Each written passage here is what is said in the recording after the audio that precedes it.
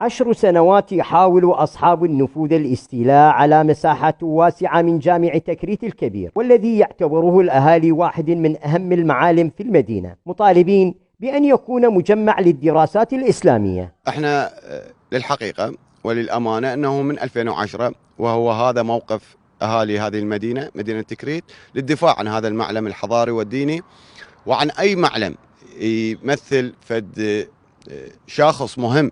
يؤسس لفرع لكلية الإمام الأعظم في هذا المكان حتى يكمل هيئة الجامع بصورة متكاملة، إضافة للمدارس الدينية وإضافة لقاعة المناسبات وإضافة للمسجد. يصير كلية الإمام الأعظم يستقطب الطلاب اللي يتخرجون من المدارس الدينية بالنسبة للولد والبنات، إضافة إلى المدارس الدينية اللي موجودة خارج المدينة تكريت.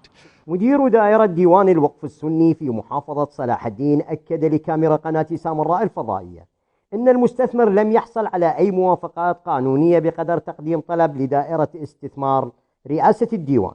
وإحنا لا يمكن أن نساوم على هذا الجامع مهما كانت الأمور، لأنه أي مساومة أو موافقة على بناء استثمار في محيط الجامع الكبير يؤثر على تراثية الجامع، لما للجامع من أهمية كبيرة جدا في المحافظة وفي على مستوى العراق.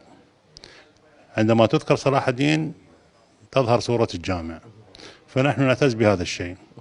أما الطلبات كثيرة جدا، ولكن لم تحصل أي موافقة على الاستثمار سواء كانت من قبل دائرتنا كأوقاف، وإنما الاستثمار هو دائرة رسمية في ديوان الوقف السني منفصلة عن الدوائر البقية، هي تعني بالأراضي المحيطة بالجوامع التابعة لديوان الوقف السني. كل ما ترتفع أسعار العقارات يسيل لعاب الطامعين المتنفذين على الأراضي التجارية وحتى أن كانت لها قدسية. من محافظة صلاح الدين، محمد السامرائي، قناة سامراء الفضائية.